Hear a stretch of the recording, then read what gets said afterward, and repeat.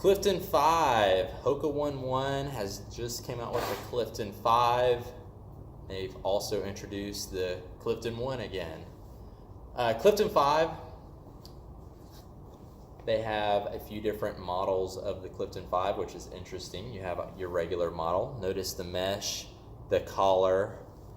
Here is the knit. Notice the mesh and the collar. Essentially, their platforms are going to be the same, but the way that the uppers fit is going to be different. The knit, the Clifton 5 knit, it's going to feel like it's hugging the foot a little bit better. The regular, it's going to feel like it's maybe a little lighter. It's not going to hug the foot as tight. Me personally, I like that fit. I don't necessarily like that much restriction. I'm doing a lot of distance and mileage, and I like my foot to be a little bit more breathable. I don't like the restriction. Let me talk about the design of the shoe, and we'll talk about the comparisons of how it compares to the previous models. We have a 4mm heel to toe drop. That means your heel is 4mm higher than your forefoot. The platform of the Clifton, the cushion system, is a lightweight EVA. In fact, the Clifton is known for being one of the lightest shoes on the market and has the most cushion. The bottom, you'll see you have the tread marked in the gray and red. The white is EVA foam. So part of the tread is the EVA foam, which is an upside and a downside.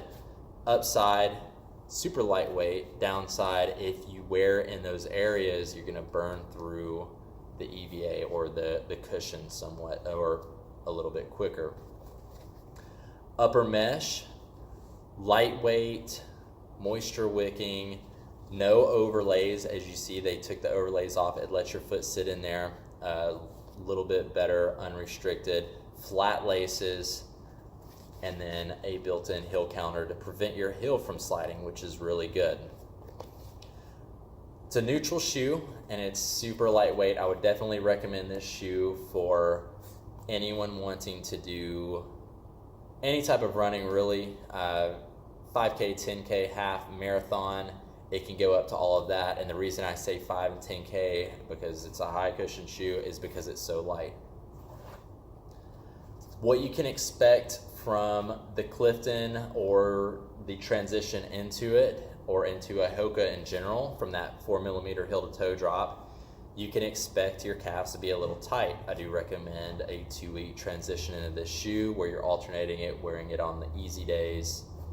Also, what I noticed is my big toe, because of the cushion and my foot sinking down, my big toe is being engaged a little bit more, a little bit of soreness on the top.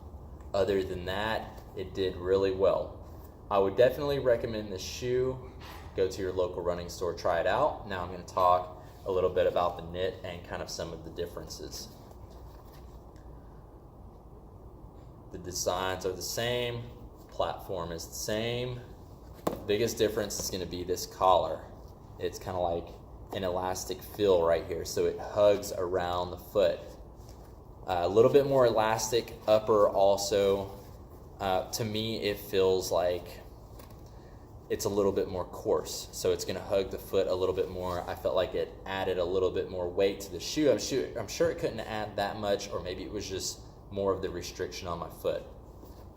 Other than that, they're going to be exactly the same. I would go to your local running store, try them both out side by side, see which one you prefer the most. Going from the Clifton 4, I would say that they widened it a little bit if it's the same lengthwise, but you're going to have a slightly wider.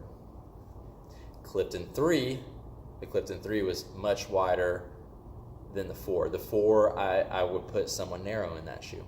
That's as far as I would go. All right, since I've got it here, Clifton 1, they've reintroduced it, so they came out with the Clifton 5, and they did a run on the Clifton 1, and I'll say